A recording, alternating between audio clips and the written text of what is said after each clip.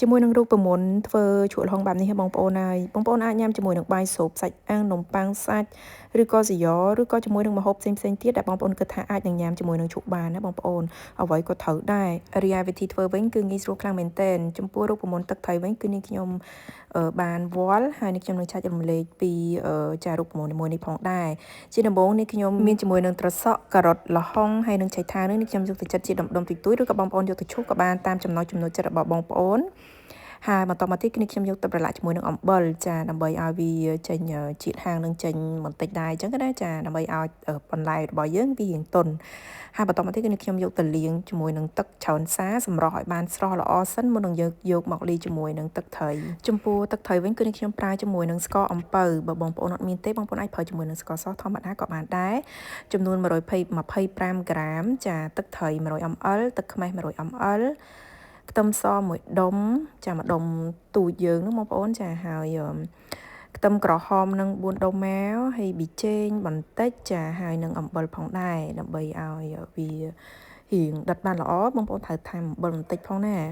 នេះខ្ញុំកូរវាឲ្យសព្វសិនណាដើម្បីឲ្យស្ករនឹងវារលាយសិនទើបនេះខ្ញុំយកទៅចាលាយជាមួយនឹងខ្ទឹមសហើយនឹងខ្ទឹមក្រហមខ្ទឹមសបងប្អូនត្រូវច្រាមវាសិនណាហើយរីឯខ្ទឹមក្រហមវិញបងប្អូនចិត្តជាចាចម្រៀកបន្ទះស្ដើងទៅណាទៅពេលដែលស្ករនឹងវារលាយចូលគ្នានឹងទឹកត្រីនឹងអស់ហើយចាបងប្អូនយកមកលាយជាមួយនឹងចាបន្លែដែលយើងបានលាងរួចរាល់ហើយនឹងសម្រស់ឲ្យស្រស់ទឹកបានល្អសិនទើបយើងយកមកលាយជាមួយនឹងទឹកត្រីណា